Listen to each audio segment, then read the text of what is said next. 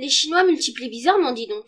Tu lis un livre sur la Chine? En Inde, les chiffres sont incompréhensibles. Au Japon, c'est pareil. Ça vous dit que l'on fasse une vidéo sur chaque culture mathématique étrangère différente de la nôtre? Bonne idée, mais demandons d'abord à Liv. Ah ça c'est pas la peine. J'ai entendu votre idée tout à l'heure et je suis d'accord pour vous parler aujourd'hui des chiffres japonais ainsi que d'un mathématicien de ce pays. On commence? Oui. Bonjour à tous. Aujourd'hui nous nous retrouvons pour la première vidéo de notre série. Cet épisode portera sur les chiffres japonais. Donc les Japonais n'écrivent pas leurs chiffres pareils que nous? En effet, ils ont 5 façons d'écrire leurs chiffres. Oula, ça doit être compliqué.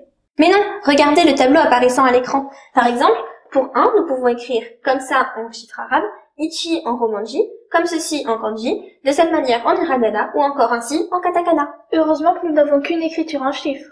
Et ça, c'est que pour 1, imaginez pour un nombre plus grand. Prenons par exemple 85.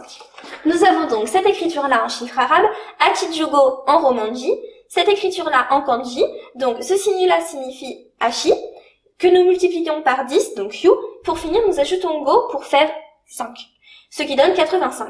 Et ensuite nous avons cette écriture-là en hiragana. Oula, c'est difficile à comprendre. J'ose pas imaginer pour les opérations. En fait, les Japonais soustraient, divisent et additionnent comme nous. Par contre, avec les kanji, les hiragana et les katakana?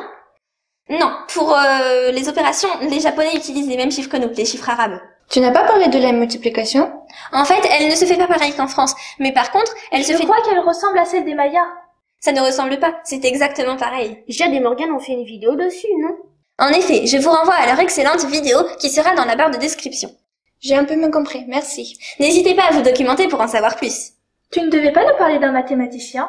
Si, je vais maintenant vous parler de Masahito Fujiwara. Peux-tu nous en dire plus à son sujet? Bien sûr, il est né le 9 juillet 1943 à Xining en Chine. Il a cependant la nationalité japonaise.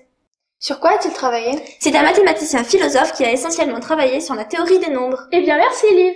Nous espérons que cette vidéo vous a plu. Et à demain pour une nouvelle vidéo.